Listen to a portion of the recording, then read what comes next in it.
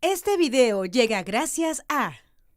Atención emprendedor, potencia tu negocio con préstamos con garantía hipotecaria de rebajatuscuentas.com y págalo hasta en 10 años.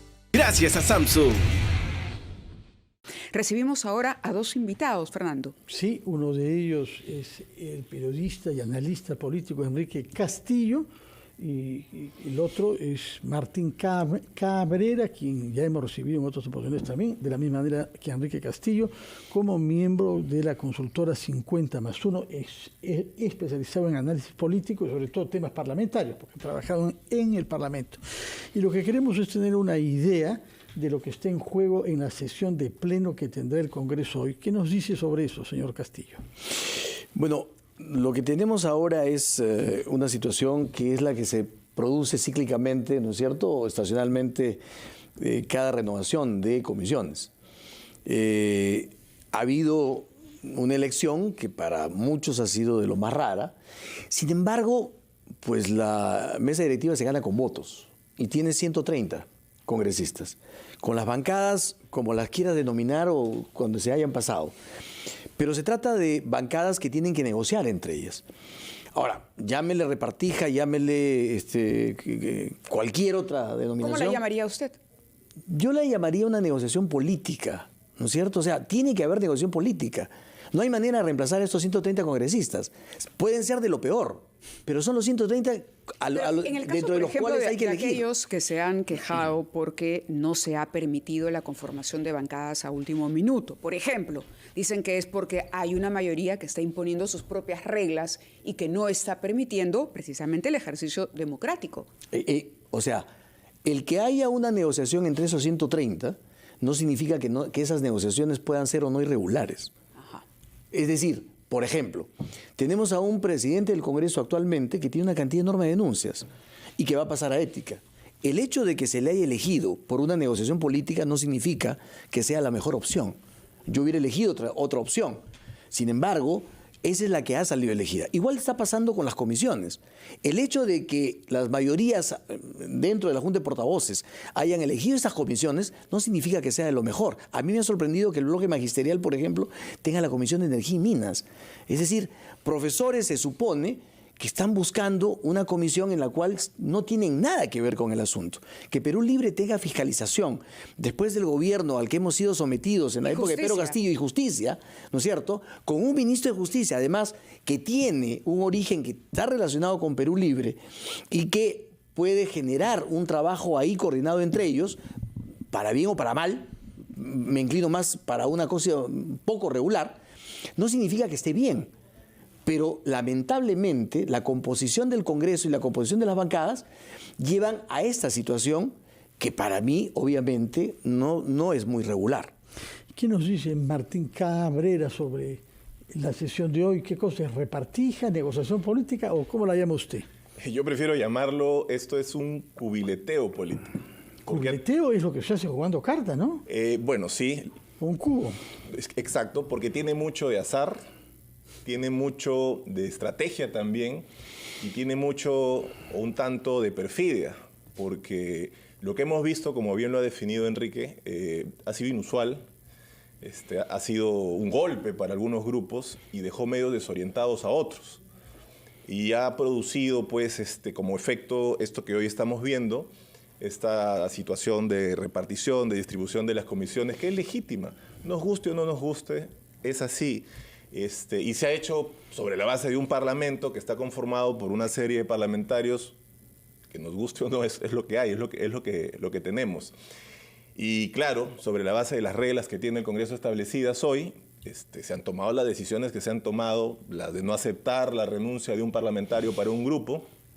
Elías Varas. Exactamente, con el propósito de, y hay que decirlo, de evitar que el Congreso se desmigaje, se siga fragmentando, ¿no? Porque en tal caso, yo no sé qué puede pasar después, no sé cuál es la expectativa que se tiene hacia afuera, de cómo es que se debería dar la distribución de comisiones si no es a partir de un acuerdo político. Lo otro es poner una ánfora, meter papelitos y que al azar saquen, y lo cual tampoco tiene sentido, ¿no? Pero ¿está de acuerdo con lo que dijo el señor Castillo en relación a Perú Libre, que ha podido obtener la comisión de fiscalización y la Comisión de Justicia, que son comisiones estratégicas, teniendo en cuenta los detalles que mencionaba. Es decir, la situación en la que se encuentra el líder de Perú Libre, Vladimir Cerrón, y la cercanía, proximidad, o como lo querramos decir, del ministro de Justicia con esta agrupación política. Sí, claro, bueno, ha repetido el plato, ¿no? Y claro, lo que de repente corresponde evaluar es por qué en esta oportunidad esa negociación ha permitido que eso ocurra, teniendo todas estas variables que comenta usted, Mávila. El asunto está en que las comisiones, lo que se ha entregado en realidad es la posibilidad de dirigir la comisión. Detrás de esa presidencia hay un vicepresidente, hay una secretaría y hay una serie de miembros, de integrantes de la comisión que suman un número de votos y que se supone tendrían que ser el valladar, tendría que ser la contención de cualquier intento de votar algo, ¿no? Porque no hay que olvidar, ¿no? La principal función de una comisión, y esto no se dice tampoco, y lamentablemente el Congreso no hace lo propio para que así suceda, la principal función de una comisión es ejercer el control político a los sectores. Por eso son comisiones sectoriales. No es aprobar proyectos de ley, esa es la segunda función derivada que tiene, que se supone que es la primordial también, porque las comisiones votan un dictamen luego de evaluar un proyecto de ley. Entonces, ahí sí tiene mucho sentido lo que usted pregunta, lo que usted consulta, ¿no? Entonces, habría que ver cómo es que hay estos contrapesos para evitar que una comisión como la de Justicia, que la tiene hoy Perú Libre... Que debería ser el contrapeso del Ministerio en el Ejecutivo. Exacto. Termine siendo en la práctica... La barra brava del Ministerio. Sí. Ahora, hablando solamente de justicia, porque por otro lado está la de fiscalización, que es una comisión que per se, por su También propia naturaleza, Perú Libre, puede investigar lo que se le venga en gana. Pero por eso hay que estar muy atentos a ver cómo esa composición, a partir de la distribución de miembros, por la proporcionalidad, hace que estos aparatos, estos órganos en el Congreso funcionen como se debe. Ahora, yo no sé si tú has dicho que sea la barra brava del ministerio, ¿no? Me refiero, claro, digamos que haya una suerte de componenda entre eso, legislativo y yo ejecutivo. diría más eso, más que barra brava, que sea una comparsa del ministerio. O sea, las comisiones de un Congreso, y siempre ha sido así, han buscado tener de presidentes por lo menos a gente que o está especializada en el tema o que tenía conocimiento del tema. Para ese equilibrio. Que dicho sea de paso, el reglamento así lo dice. Por eso. Que hay que tener en cuenta la especialidad. Eso es importante. Y eso en esta negociación, yo no le llamo cubileteo, porque yo sí no creo que haya azar. Aquí no hay azar. Aquí hay una forma de manejar las cosas que lo que busca es satisfacer intereses particulares y no del país. Lo que están buscando es, esto quiero para mí porque yo puedo controlar eso y de esa manera yo tengo el poder para manejar esto. Insisto, que es el bloque magisterial manejando energía y minas. Un ministerio que además no solamente está demorando toda una serie de permisos, licencias, cosas, sino que el mismo primer ministro o la misma presidenta ha dicho que van a impulsar que salgan esos permisos. Entonces, ¿qué hace un bloque magisterial que no conoce absolutamente nada del tema manejando este asunto? Claro, y lo más grave es el tema de la componenda, ¿no? Porque como decía bien Martín, el hecho de que el Congreso tenga que cumplir un control político y que hoy por hoy lo que se está buscando es neutralizar a través de una presidencia el control político que debería ejercer una comisión, en el caso de justicia particularmente, es peligroso y se nota ahí que hay una mano que ha movido y que ha colocado fiscalización también. Por eso a eso me refiero. Y eso nos lleva justamente a decir, oye, ¿de qué equilibrio de poderes estamos hablando? Por eso, vamos a continuar hablando de este tema. Les pediríamos, por favor, que nos esperen unos minutos nada más. Vamos a ir a una pausa a las 8:46 y continuamos conversando porque hay otros temas también importantes a desarrollar en el Parlamento el día de hoy.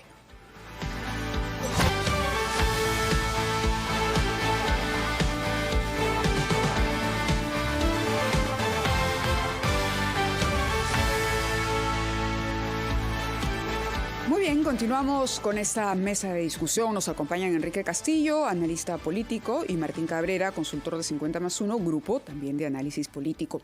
Y estábamos conversando sobre la manera como se están distribuyendo las comisiones que deberían quedar definidas el día de hoy.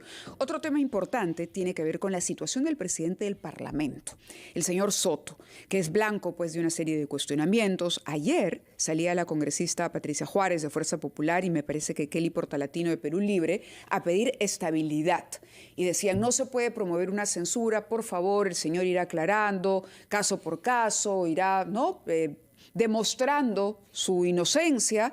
Pero lo cierto es que comentábamos antes también que podría incluso, se ha puesto a disposición de la Comisión de Ética. Y es una situación, a ver, no sé si estamos ya tocando fondo en cuanto a las formas en el Congreso, para no decirlo el fondo, sino las formas. Un presidente del Congreso que es elegido, que se selecciona de todos, ya sin siquiera haber verificado mínimamente a quién se va a poner y cuáles son los riesgos de poner a tal o cual persona. Bueno, es un modus operandi en el Congreso, ¿no es cierto? O sea, no conozco caso en el cual se haya hecho todo un tamizaje con respecto a los antecedentes de un congresista. Y lo estamos viendo en las comisiones, ¿no es cierto? Seguramente muchos que van a presidir las comisiones van a ser también personas con una serie de cuestionamientos. O sea, es un modus operandi. Lo otro es que, efectivamente, yo no, tal vez me equivoque, pero yo no creo que lo de la Comisión de Ética llegue a mayores. Primero porque el tiempo lo va a ir dilatando, las discusiones van a ir manejándose, y porque además, si tenemos antecedentes en los cuales los niños, por decir algo, han sido blindados, ¿por qué no blindarían a su presidente del Congreso quienes votaron por él? Entonces, es muy difícil creer que esto puede llegar a lo que he leído en algunos círculos, es que todo estaba armado para que Nano Guerra García sea el presidente del Congreso. Eso no sucede porque se vuelve a votar la elección del es. presidente. Entonces, no hay manera de que eso pueda generarnos la preocupación o la idea de que hay un cuestionamiento que se va a tumbar al presidente del Congreso. Yo no lo veo así. Además, él mismo lo dijo. Él no tiene la idea de que hay que mover ciertos temas de los congresistas. Yo creo que el modus operandi del blindaje dentro del Congreso va a ser una constante, ¿no? A propósito de los niños y del blindaje, quería preguntarle a Martín Cabrera, se ha presentado un proyecto de ley para restablecer la inmunidad de los congresistas respecto de delitos comunes. Inmunidad que había sido proscrita, que había sido suprimida hace 2 años con amplia mayoría. El presidente Sagasti, cuando firmó la ley, dijo que ese recurso constitucional de la inmunidad había permitido la impunidad de delincuentes. Quisiera saber qué posibilidades le ven, porque ahí hay una línea divisoria que nos permitirá saber si vamos a continuar con lo mismo que hemos visto en el Congreso pasado, en el año pasado, o si hay posibilidad de que se rechace esto, sobre todo porque quienes proponen esta ley, la mayor parte de ellos están en conflicto de interés flagrante en la medida en que ellos son objeto de investigaciones. Señor Cabrera. Sí, yo quiero hacer una acotación a lo señalado con la pregunta anterior y que tiene mucho que ver con la pregunta que me plantea Fernando. Y es que la mochila que carga el presidente recientemente electo del Congreso es pesada un tanto por los cuestionamientos que él ha recibido directamente, pero un tanto más por lo que ya mismo está heredando, ha recibido, que es una comisión de ética con más o menos 115, 120 expedientes que están allí. Y yo aquí quiero hacer, digamos, separar la paja del trigo, ¿no? La comisión de ética sí ha trabajado. O sea, los técnicos, los asesores han trabajado, han producido los informes, están allí.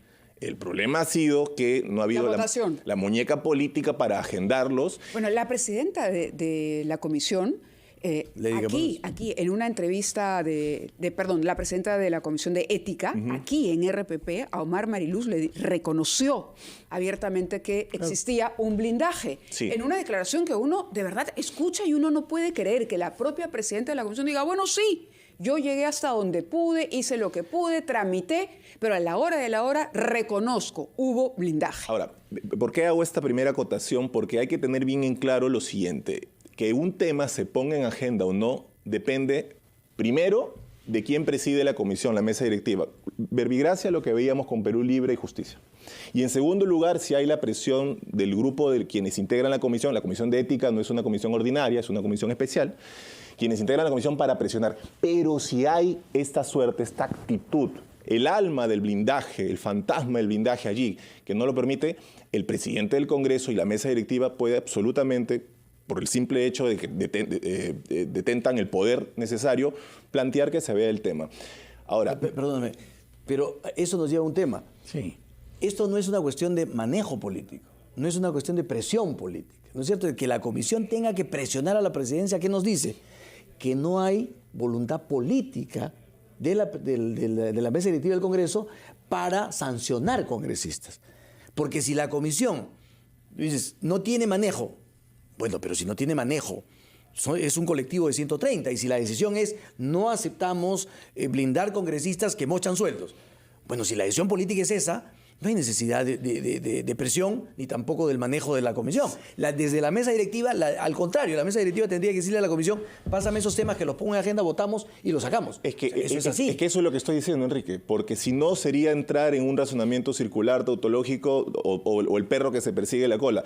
Pero a eso me refiero precisamente. Por eso repito, para cerrar esta primera acotación, el presidente del Congreso tiene que demostrar en este momento cuál es su agenda respecto de todos los cuestionamientos que él ha heredado de este Congreso con un nivel de popularidad de una cifra. Pero ya dijo por lo pronto, ¿no, Mávila, que eran cosas del pasado, que no le concernían a él. Y de allí en adelante empezar a evaluar de manera orgánica, si se quiere, pero sobre todo sistematizada, en coordinación, en conversación con el resto de bancadas, cómo se va a manejar un pedido de la naturaleza del que está planteando este grupo con respecto de resucitar ese zombi de la inmunidad parlamentaria. De la inmunidad. Ahora, interesante porque cuando se forma esta lista ganadora de la mesa directiva, los argumentos que esgrime, por ejemplo, la bancada de Fuerza Popular, dicen es que era mejor esta lista a la otra integrada por los niños.